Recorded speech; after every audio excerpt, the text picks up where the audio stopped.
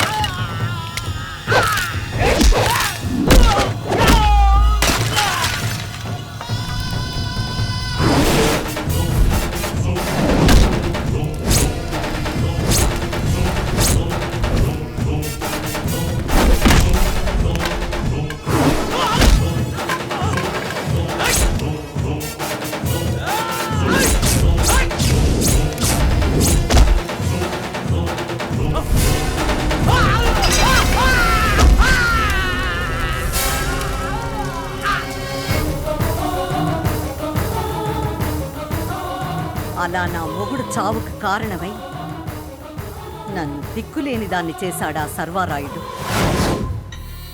సర్వారాయుడు చచ్చిపోయాడని తెలిసాక కూడా నా పగ చల్లారలేదు. అవకాశం కోసం ఎదురు చూస్తున్న నాకు నీకు ఆ కుటుంబంతో పగ ఉందని తెలిసింది.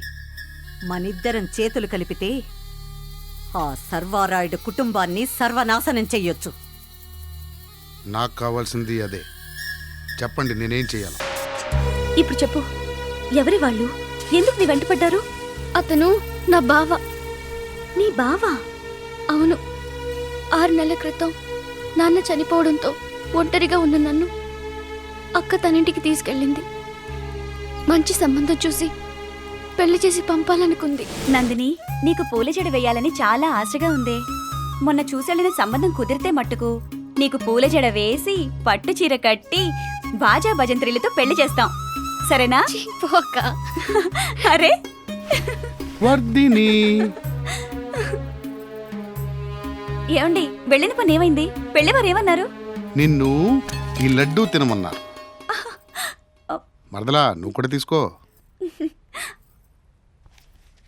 నోరు తీపి చేశారంటే ఏదో తీయని వార్త తెచ్చారనే కదా? అవును, చాలా తీయటి వార్త. 5 లక్షలు కట్నం అడిగారు. 5 లక్షలా?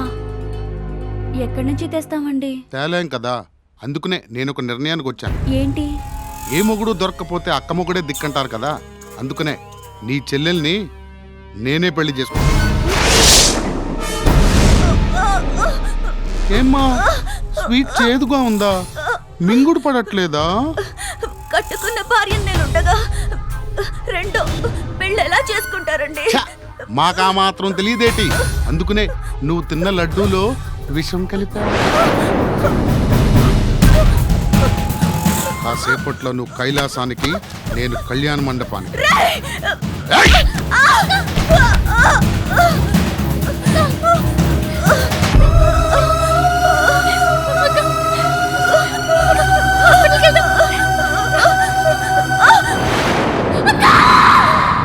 అక్క గుండె నొప్పితో చనిపోయిందని డాక్టర్ సర్టిఫికెట్ తెచ్చి పోలీసులని నమ్మించాడు. నన్ను పెళ్లి చేసుకోవడం అక్క ఆఖరి కోరికని ఊరి వాళ్ళని నమ్మించాడు. ఇప్పుడు బలవంతంగా నన్ను పెళ్లి చేసుకోపోతుంటే పారిపోయి వచ్చేసాను. ఊరుకో, ఊరుకో నందిని, బాధపడుకో. నిన్ను కాపాడింది మా అశోక్ బాబు అని తెలిస్తే మీ బావ ఈ ఛాయలకు కూడా రాడు. నువ్వేం భయపడకు. అన్నయ్య, ఇటువంటి పరిస్థితుల్లో నందిని ఒంటరిగా ఉండటం మంచిది కాదు. మన ఫ్యాక్టరీలో ఏదైనా ఉద్యోగం ఇస్తే అక్కడే క్వార్టర్స్లో ఉంటుంది. అలాగేరా.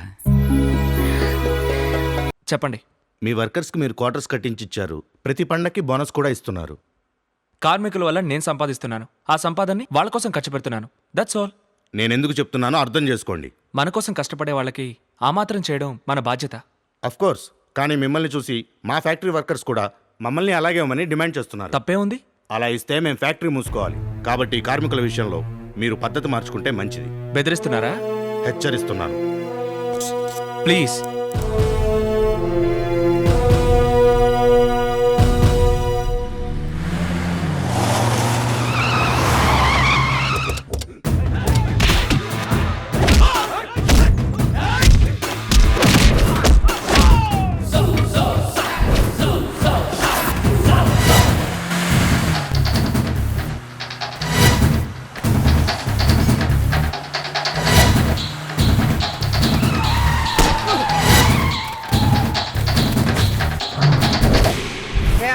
ఏంట్రా అన్నా అటు చూడు.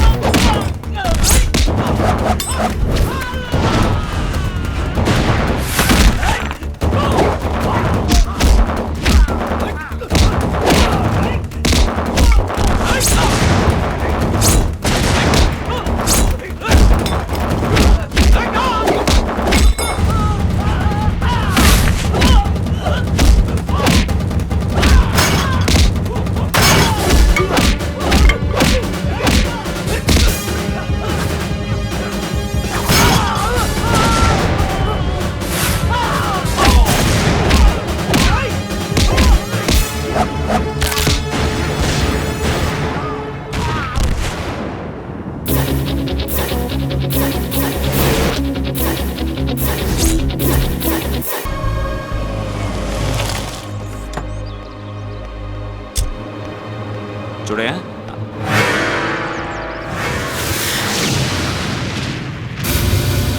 ఏంటి గేటుకి సీలేసి ఉంది? కోర్టు ఈ ఇంటిని జప్తు చేసింది. ఈ ఇంటి మీద చాలా అప్పు ఉంది. ఇంటి వానನ್ನು అరెస్ట్ చేసి స్టేషన్ తీసుకెళ్ళారు. పాపం ఆయన భార్య కట్టుబట్టలతో పిల్లను తీసుకుని వెళ్ళిపోయింది.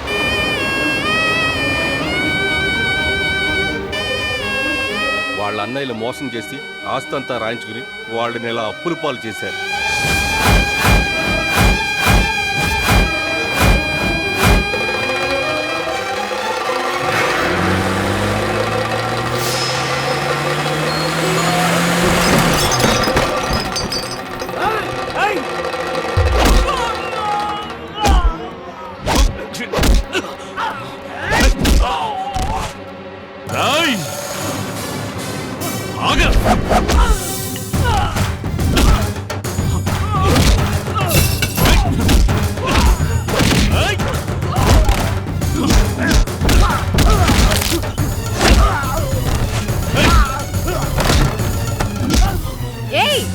మర్యాదగా మా మగుళ్ళు వదిలే.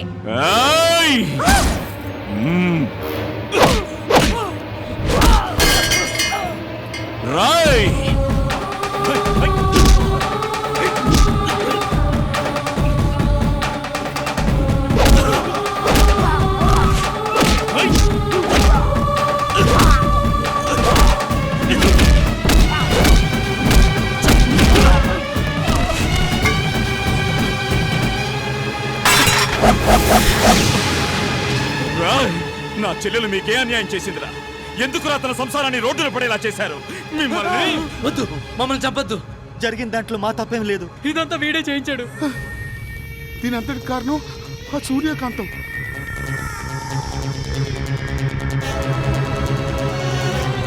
మీరెన్ని చెప్పినా నా చెల్లెలకు అన్యాయం చేసిన మిమ్మల్ని ఒక్కడిని కూడా వదలనురా.